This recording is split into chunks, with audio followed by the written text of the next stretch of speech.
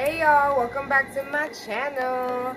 As you guys noticed, I'm kind of been drifting in and out of makeup. I've been doing makeup, but I've been doing a lot more of this lately, right? So I wanted to do a get unready with me and talk about what dating is like in my 30s. And yeah, should be fun, right?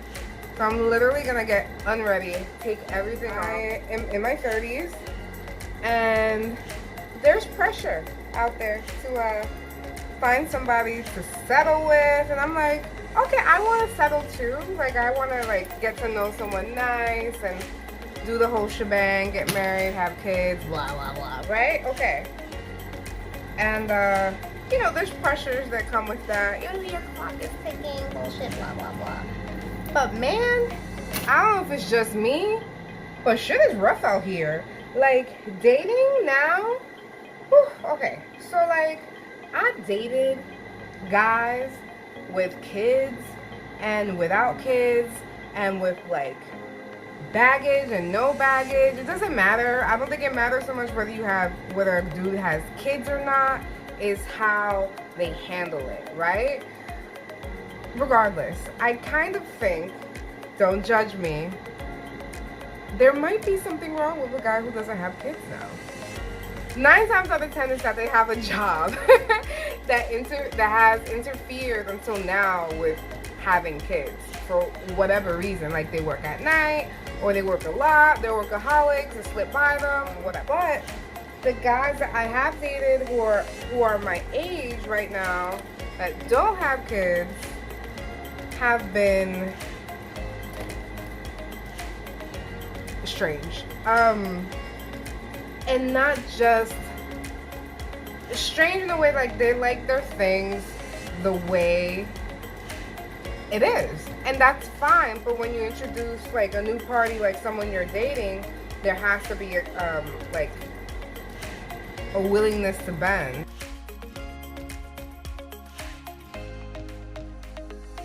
Guy number one that I was dating, and this was like, I think it was like 2 years ago at this point, right? Because I've been single for almost 3 years, okay?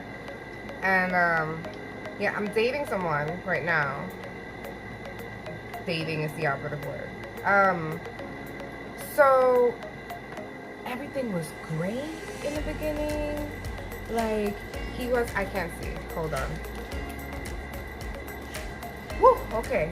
Everything was great in the beginning. First day he got me flowers. I met him on Match.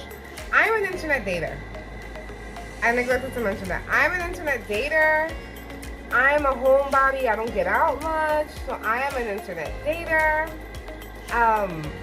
In person, I'm fine. But the whole, like, approaching someone in person, I'm, like, super awk. I'm still kind of, like, super awk anyway. So, whatever. So, I met this guy on Match on a free weekend because I was not paying for that, and he seemed really great initially, right? So, you know, at the time I was a little fluffier. I was a little big girl, you know. I was still fly, but I was still big. And oh, I should remove my makeup. We hit it off conversationally, and I was fluffy back then. I was getting to that. I was fluffy back then, and he was a little fluffy too. That's when I learned that two round things don't go together. Conversationally, we hit it off. I thought he was cute. Whatever. He picked me up from my car. We go on a date. He brings me flowers. That was really cute because, believe it or not, I don't have many guys that do that. And I like flowers. Not excessively, but I like flowers. And it was a nice gesture. We go out to dinner. He took me to dinner in Upper Manhattan. The conversation was still nice. And, you know, and I was just getting back into the dating game after not being single for a long time. So I was just kind of taking things for what it was. So the first date was okay. Looking back, there was red flags that I maybe should have noticed, but I didn't. But whatever, I continued and the conversation was still great. He sent me flowers to work, and I'm like, oh my god, I love this kind of attention. Keep doing it. I'm so excited. Like, okay, so that happened.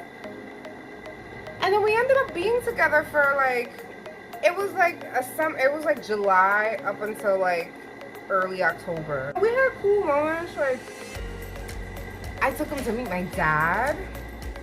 My dad really liked him, but he had issues.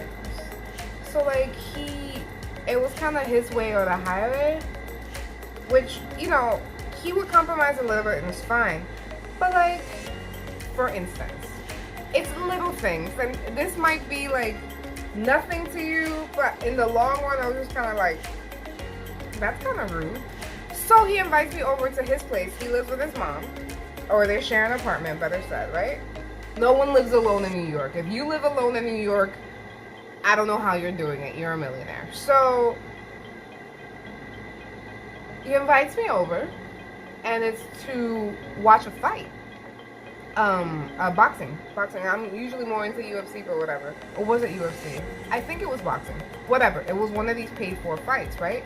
He invites me and a couple of friends, and you know, you watch the fight, but it's more like you're talking, blah blah blah, whatever. So, you know, we're all talking. The fight is starting in his place with the people that he invited, and he goes, shh. I looked at him, and I squeezed the shit out of his arm. Like, the fuck is you doing? And he was just kind of like, what? Even his mom was like, oh my God, what are you doing? And I was just kind of like, and then he just tried to put his arm around me, and I looked at him like, you rude. So whatever, I'm not gonna make a scene in front of like his family and friends.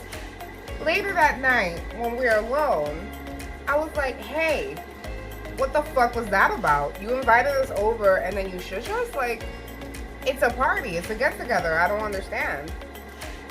And he was like, I wanted to hear the fight. And then, but, you know, he apologized, right? So I'm like, okay, whatever. I let it go, because it's like the beginning, right? And like, okay, it won't happen again, I assume. But then, on Facebook, he reposts an article saying that the Japanese must watch their fights in silence, which means you're trying to justify the rude shit you did at your house after you apologized to me, which means that you're not really apologetic.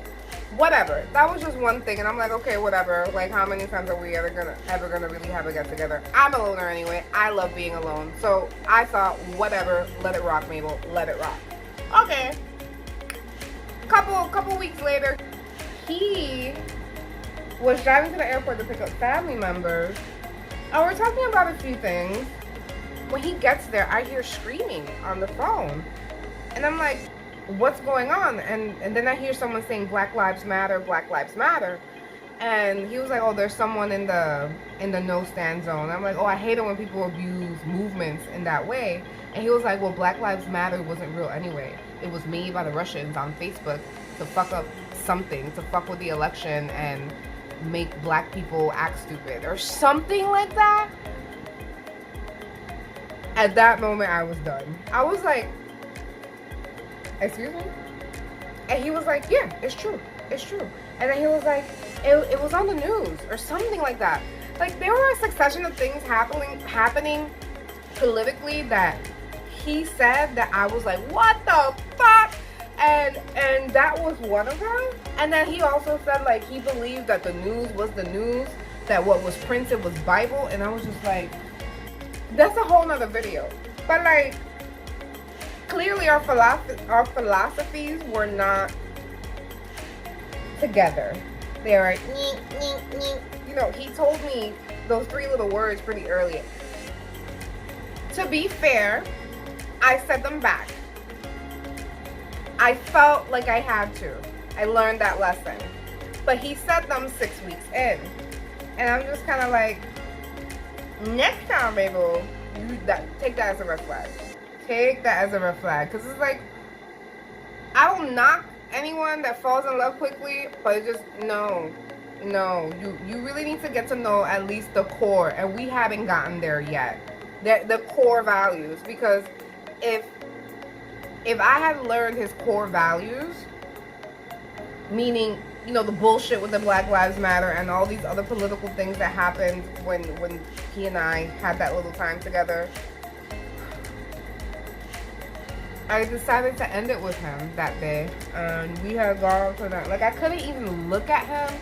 Like, I don't know if that's happened to anyone out there. Like, when you are over someone, like, you're just disgusted. Like what? Why did you do that? Where did you do that? Maybe it was just like me, because I was like, he was rebound. Boom. That's what it was. He was rebound. It's coming to me now as I'm talking to you. He was a rebound. And it was just like, once I got what I needed, I was just kind of like, bleh, bleh. I'm sure he's a very nice guy for someone else. Just for me, it just didn't work. But that's what I mean by, like, dating a guy who's older without any kids. They're just set in their ways. And then, like, if your philosophy or your values don't mesh, then obviously you can't make something happen, right? So I just kept meeting people who on the surface seemed like it could work, but then, you know, as we progress, the values just no. And then what else? What other horrible dates? There was someone I met, I don't remember where I met him from, but I didn't want to go out with him initially, and so we talked forever and ever and ever, and I'm talking about, like, I think at least 6 to 7 months before I said, yes, let's date. Because at some point this year, I was like, yes, get out there, Mabel, go out with people, see what's out there, stop being so fucking picky. So I went out with the guy. Initially, it started fine. He picked me up. We went to a nice restaurant. And he held my hand as walking to the restaurant. And I'm like, that's a little intimate for me. It's our first date. But whatever. It didn't feel totally wrong. And maybe I just needed intimacy, but whatever. So we order drinks, we eat, we talk. I noticed like he misses social cues. So I don't know if there was something actually wrong with him or if he was just awkward. I'm fucking awkward, so I was like, I'm trying not to judge the dude, but he's missing social cues, and I'm like, okay. The day was fine. I go to the bathroom. He stands up and kisses me, and I'm like, oh, okay. You shot your shot. I'm gonna sit back down, but no, he sits down next to me, and I'm like, okay, this is really weird. He puts his arm around me, and I just look at him like, what you doing? Not only does he put his arm around me, he puts his arm inside my shirt. And I'm like, okay, how do I get out of here safely, right? Because I'm not trying to, like, anger the dude and then, like, aggravate this whole thing. Like, I just want to get home. So I'm like, okay, it's time to go. He's like, oh, I'll take you home. I'm like, crap, okay. So I should have taken an Uber. I should have taken an Uber home. I should have. But I'm like, okay, I don't want to anger this dude. I hear too many stories about dating shit and like crazy people. I just want to get home safely. So I'm like, okay, whatever. I got there safely. I think I could get home safely. Everyone has my number and his info. If I go missing, I'll be fine. And it's sad that I have to think about it that way, but that's a whole nother video. I get in this car. Everything is fine. We're talking, and I'm like, okay, great. He doesn't have a chance to, like, touch me or kiss me or anything. Like, literally 4 blocks away from my house, he pulls over, starts making out with me, and, like, in the swiftest shit I've ever seen. It's dead winter. He zips down my jacket and goes for my boob. And I'm like, okay, zip, please take me home. He was like, what? Like, amused. I'm like, please take me home. Like, I was literally sexually assaulted. Minor, boob, whatever. Don't fucking touch me. I didn't say you could touch me. First of all, you took that kiss and I let it rock. I should have slapped the shit out of you. But I'm like, we can't do that. We might die if we defend ourselves. So it's like, shit, okay. Drop me off, whatever. I told him I didn't want to see him again. And he was like, well, why did you accept the ride home? I was like, you know what? I shouldn't have accepted the ride home. I should have took an Uber. Plain blank. And then he proceeded to try and blame me and said that I led him on. I was like, no, I was kind of just trying to stay alive, son. But okay. That's probably like the most like recent trash date that I had. My last good date was like in May. Well, no, I've had a date since then, but I had like something short-lived that was good. We hung out for a little while, but we ended up not meshing because I felt like, you know, he was a business dude. You know, he was successful. He actually helped me a lot, gave me lots of advice, especially on like starting YouTube and stuff like that. And we're still cool or whatever. Like there's no like animosity, but it's just that I felt like he wasn't ready for what I was looking for. Because I'm looking for a relationship. I'm looking for the long haul. He has a kid, which is fine, and you know, a lot of his time, and I can't say it's a bad thing, it's a good trait. A lot of his time went to his kid, and that's great. It means he's a good father, right? But also at some point, and I know like I'm not young, he's not young-ish. We're in our 30s. We know what we want at this point, right? So, you know, it could be me maybe rushing things, but I just felt like my gut told me to go because I felt like there was no room in his life for me, and I would get little bits of time, and there was a lot of cancellation. And it was starting to make me feel not worthy. And if your circumstance is making me feel like I'm not worth it to you, my time is not worthy, because I will get stood up a lot. Things will happen. I understand all of that, but there were ways to preempt that, and the ways that things were done didn't show respect for my time, and it happened more than once. So I was just like, you know what? I'm done. That's it. And it wasn't anything crazy. It was just kind of like, all right, I see what it is. Bye. And time is expensive, and I don't like to waste it. And then after that, I had a good day shortly after. It was an 8-hour day. It was great. We actually have been talking for a long time. He respected the fact when I told him like I was taking this guy a little bit more seriously. And he was totally awesome about it. And then, you know, I hit him up as soon as things ended with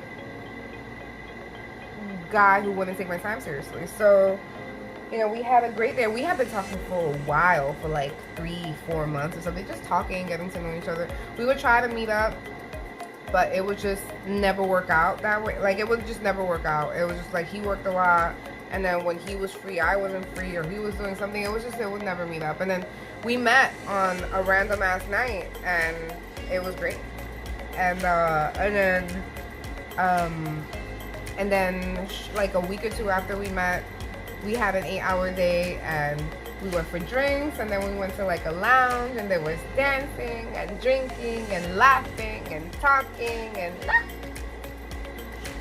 good things. But we shall see what comes of that. But that's dating in the 30s, right? It's just like a lot of trial and error, right? I didn't really date a lot in my 20s. I was locked down. So here are some tips for dating in your 30s. One, know what the hell you want. All right, if you want to fling, say you want to fling. My clock is really ticking. I'm not a spring chicken anymore. So if you want to fuck, say you want to fuck. Am I going to want to do that? Probably not. But be honest and don't waste people's time. Know what you want. Know what you don't want. Like, if you are a social person, don't date a loner. That's not going to change. They're going to be a wet blanket when you want to go out. Don't do it. Find somebody who has similar things to you at this age. Here's why. You can't teach old dogs new tricks, right? We're pretty set in our ways at this point. Yes, there is compromise, but it's a lot easier if you find someone who's kind of similar to you, or who is at least working to open, who is at least open to working with you and what you want. If you are laid back, more complacent, find someone who's okay with just working a 9 to 5 and doing that. If you are ambitious, find yourself someone that's ambitious. And if you don't find someone that's ambitious, find someone that's going to be at the very least supportive of that and what you want to do with your next step. It's really all about what you want, and you have to figure out what you want, and to do that, you have to spend some time alone. You can't be from relationship to relationship. At least I couldn't be. And I was like a relationship person all throughout my 20s. So, and I don't regret it, because I wouldn't be who I am right now. But it's something to think about. Once you're out of a relationship, take the lessons you took from them and apply them to whoever comes next. Don't just accept the bullshit because you don't want to be alone. Make sure that you're with somebody that you can see the long haul. If you don't want the long haul, then have fun. Do what you want to do. But if you're looking for something serious, don't rush it. Don't rush into anything. Life is too short. Take your time, enjoy it. But I will say that when you know, you know. And sometimes when you know, it's not forever. It's a moment. It's a lesson.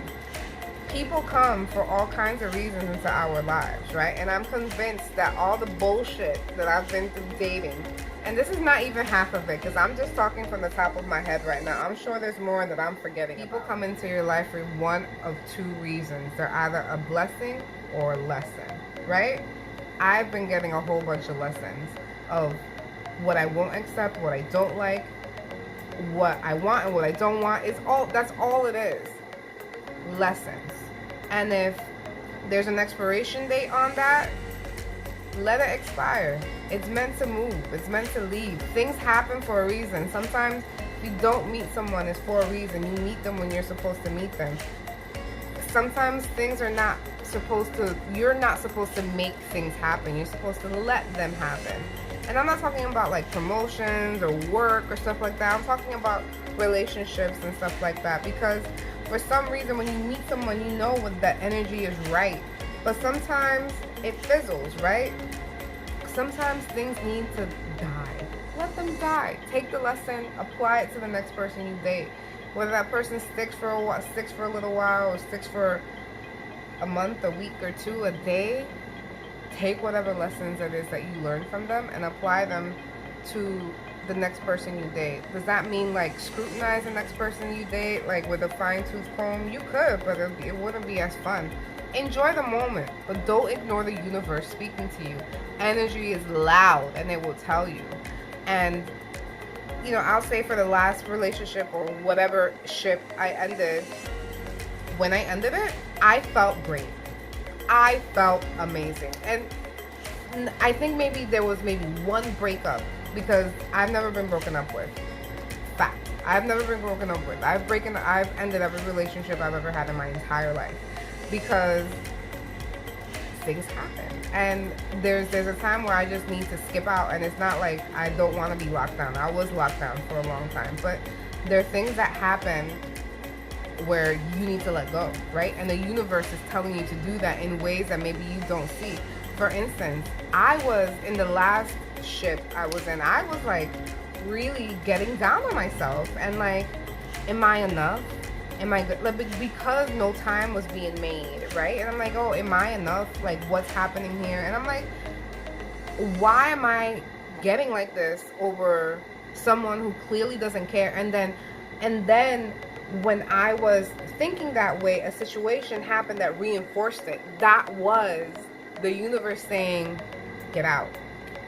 This is not for you. Not to say that that person is bad. It's not saying that. However, they just may not be for you. Listen to situations, and when the universe is speaking to you, when you are thinking in a way, or thinking to yourself, or thinking about yourself in a way that's not what you normally think about yourself, and another person is making you doubt your fabulosity, you need to put your crown back on and think, why is that happening? There's something there. think. Think. That's the biggest lesson I've learned in singledom in my 30s is think. If you are suddenly not yourself, shrinking violet, something is different off because of another person. Like, and this applies to friendships and dating ships and whatever ships, right? If you have to shrink or not be yourself in any way, that's a place you don't need to be. Point blank, period. Period. Okay. So, yeah. I think I've been all over the place like I've always been. This edit should be fun. But that's my take on dating in your 30s, my stories, my experiences. Feel free to ask anything. I'm a pretty open book, and as you can tell. And yeah, I also took off my makeup. Should I show y'all what I use? All right, so I use bifacil from Lancome to remove my lip. Oh, I didn't even use it. This is really an eye makeup remover. I didn't even use it to remove my eye makeup. And then I use Neutrogena makeup remover for the first round of makeup. And then I use the vitamin C brightening micellar wipes from Derma E to get the excess, anything else off. And then I put on my glasses for a second, but I think there's still maybe a little mascara, but I'll get that when I hop in the shower because I didn't use the bifacil stuff for my eyes.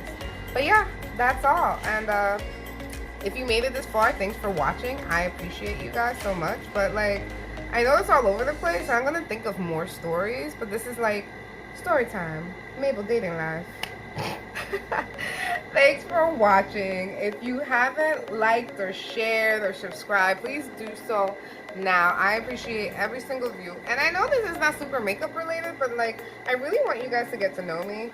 And I'm trying to think of things to talk about for you guys to get to know me. I should probably do more makeup looks. What do you guys think? Please feel free to give me topics, ideas, anything down below. I appreciate every single one. And yeah.